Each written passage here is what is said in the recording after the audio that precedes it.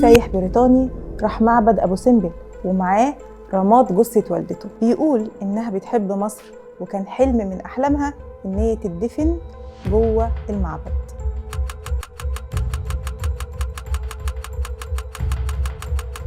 الراجل ده مش مجنون، هو مؤمن إن الأراضي المقدسة عنده هي معابد الفراعنة. الغريب إن في طوائف حول العالم بتعبد الآلهة المصرية القديمة، مش بس حورس ورع، ده كل إله مصري بيتم تقديسه وبيجي يعملوا طقوسهم جوه المعابد والأهرامات زي أي شعائر دينية. الأغرب بقى إن في اعتقاد بينهم إن الأهرامات بتخزن طاقة كونية خارقة، وإن قمة الهرم اللي ناقصة دي مش مفقودة بالصدفة. في ناس بتقول إن أمريكا سرقتها وحطتها على ورقة الدولار.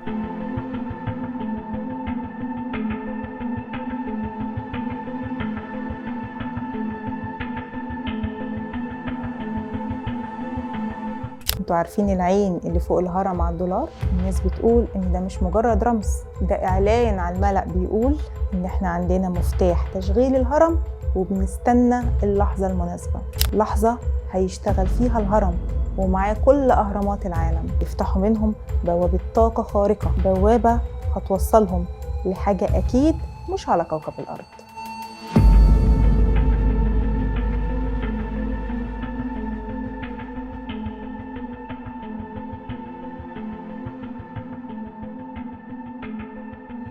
ده اللي هم بيقولوه في جميع المحافل في العالم. هل ده كلام خيال ولا فعلا في حاجة بتتحضر؟ المؤكد إن اللي حاطط عينه فوق الهرم قاعد مستني لحظة يسيطر فيها على العالم كله. أنا أسماء مدين، بجيب لكم كل حاجة جديدة وغريبة في دقيقتين جامدين.